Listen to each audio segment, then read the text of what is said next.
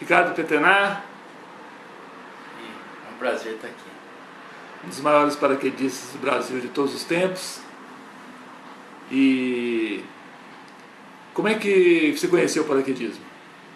Eu conheci... O primeiro contato foi lá em Registro, nos anos 60 ainda. O nosso famoso Alberto Bertelli levou o pessoal de Rio Claro, fez um show aéreo lá em Registro. Foi a primeira vez que eu andei de avião, acho que eu tinha 6 ou 7 anos de idade. E eu me lembro das cenas daqueles paracommanders, eu lembro que eram paracommanders, pousando lá ao lado do aeroporto. Mas o meu contato foi com uma exposição de paraquedismo que o Aldamiro Dondon, filho, meu instrutor na época, ele aprontou essa exposição no centro da cidade, lá em Campinas, num espaço que vagou de uma loja. E eu estava passeando pela rua, entrei e tinha os manequins, os paraquedas, na época aqueles T10, B12, altímetros, reserva ventral, mas foi paixão à primeira vista. Dali eu fui para casa e no mesmo dia eu voltei para falar com o Miro, acompanhado do Sr. Roberto e da Dona Vilma. E no final de semana seguinte eu já estava começando o curso. Nossa, quantos anos você tinha? Eu tinha 12 anos quando eu comecei o curso. Mas o Miro me segurou durante 5 meses, né, pela idade, até que ele julgou que estava tudo pronto, que eu estava em condição, que tinha a documentação necessária, autorização de juiz de menor, tudo isso, e autorização dos pais, né, que permitiam. Eu ia todo final de semana, além de ir todo dia na casa do Miro, acordar ele da sonequinha dele depois do almoço para ter instrução. Até que ele não aguentou mais aquilo e falou, não, nesse próximo final de semana você vai saltar. Era início de dezembro. Aí eu fiz meu primeiro salto no dia 12 de dezembro. Foi em Campinas? Foi em Campinas. Nos Amarais? No aeroporto dos Amarais. Era o clube de paraquedismo de Campinas na época. Nós tínhamos um alvo ao lado da pista. O Belo é que pilotava o PT AFU, Cessna 170, e eu fui acompanhado até tem essa foto do primeiro salto, do Tarcísio e do Abenir, que foi meu mestre salto, foi quem me lançou no primeiro salto. Você tem ideia de quantos países você já conheceu saltando?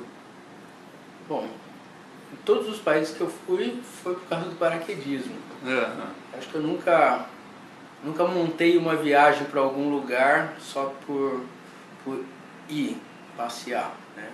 E Europa, Ásia, saltei na Tailândia, saltei em vários países da Europa, da América do Sul e da América do Norte. Saltei também saltei no México, que você estava junto, lá em Uruapan, né? Passamos 2 semanas lá. E vários países da América do Sul, né? Mas principalmente Estados Unidos e Europa. No Brasil existe algum estado em que você não tenha saltado? Tem estado que está na minha lista. Eu preciso saltar no Acre, preciso saltar em Maranhão e no Piauí. Principalmente esses. Os outros, né, que tem paraquedismo, eu acho que eu já fui em quase todos. E me fala das pessoas que tiveram mais contato com você nesses anos todos, que mais marcaram, Isso aí é segmentado em décadas, né? Na década de 70 era como a gente estava conversando, Lorenzetti, Rizzi, o Miro, esse pessoal que era mais chegado do nosso clube, que era um pessoalzinho ali que só saltava no clube, o Avenir, esse famoso Tarcísio, que a cada salto ele tinha uma história para contar, mas era uma história assim de arrepiar os cabelos mesmo. E aí veio a década de 80, foi uma década gloriosa. Só quem estava lá, só quem viveu é que sabe, porque houve uma transformação muito grande no paraquedismo. A transformação ocorreu nesses anos. A gente imaginava que era só redondo e que tinha que começar saltando com uma fita estática. Nos anos 70 a gente não sabia o que acontecia lá em cima, porque a gente não conseguia ter imagens, né? Então era só o que a gente via e a recordação que ficava na nossa mente. E nos anos 80 a gente passou a ter o salto duplo, passou a ter o AFF e essas imagens, que a gente começou a usar vídeo e tudo isso. E esse foi um ano assim de, acho que são centenas de paraquedistas, não dá nem para enumerar. Mas as pessoas, né, junto com você, aquelas pessoas que estavam lá no México, você estava lá com a gente, todo aquele pessoal da equipe Azul do Vento e da Vento Sul, que foram as equipes que competiram durante toda a década de 80 junto. Aí tinha o pessoal da ADPM, Céu Azul, né, que era o Rogerinho, que era o Zacarias, o Abaré, e o J Dervish, o Faixa, o Peruca, o Joey. Então são pessoas e toda aquela moçada que convivia lá em Boituva, né? Pessoas que era uma grande família, porque ainda a gente estava na fase do amadorismo, ainda passando para o profissionalismo, né? Então a década de 80 foi marcante também nesse aspecto de... porque todo mundo conhecia todo mundo convivia com todos, todo mundo frequentava a casa de todo mundo, e a gente contava nos dedos os paraquedistas que tinha no Brasil todo. A gente sabia o nome de todo mundo que saltava em qualquer parte do Brasil. E era muito gostoso porque a gente estava explorando ainda o esporte, a gente estava conhecendo. Ainda não existiam as regras, a gente estava praticamente fazendo, né? O que existia era muito incipiente ainda, não era baseado em tanta experiência como é hoje. E as pessoas saltavam por um prazer de saltar, mas também saltavam frequentavam o paraquedismo pelo prazer de fazer parte daquele grupo de amigos, né? Hoje ainda existe isso, mas são centenas de grupos como aquele, né? A coisa pulverizou, né? Bastante. Naquela época era um grupo só, era todo mundo, claro que tinha as suas desavenças, mas era como uma família mesmo. Uma família também tem isso, né? Tem as suas briguinhas, as suas desavenças, mas era um grupo que se adorava e que fazia tudo junto. E foram experiências maravilhosas. Depois veio a década de 90 e esses 10 anos aí, já dos anos 2000, né, que a grande diferença é que hoje tem gente que faz isso apenas comercialmente. A gente, quando começou a fazer, a gente fazia e faz até hoje, mas no fundo era pelo amor. E o dinheiro era a consequência. Mas hoje em dia a pessoa o foco principal faz o negócio para ser uma empresa para ganhar dinheiro.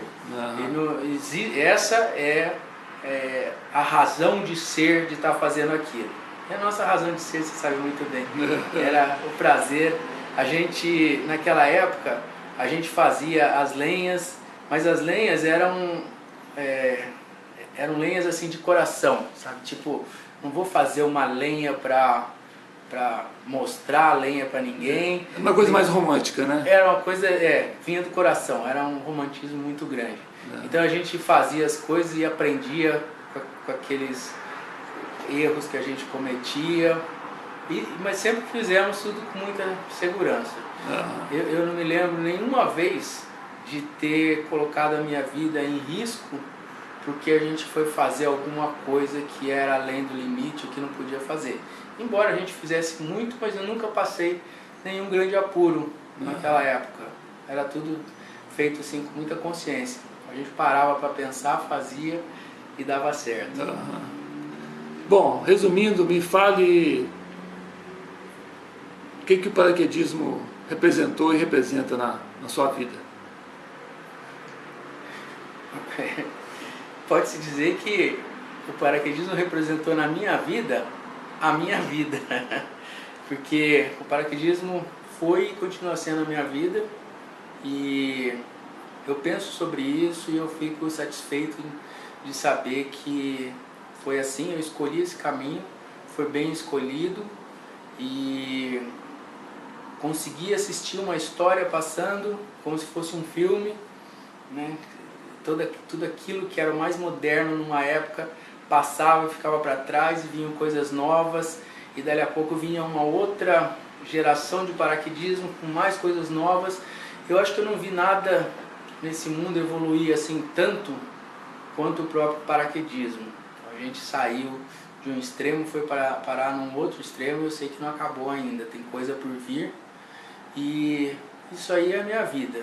Dentro do paraquedismo ele abriu um leque tão grande, com tantas categorias, tantas modalidades, e eu acabei escolhendo a minha, né, que é principalmente o paraquedismo de formação em queda livre, mas eu gosto e admiro todas.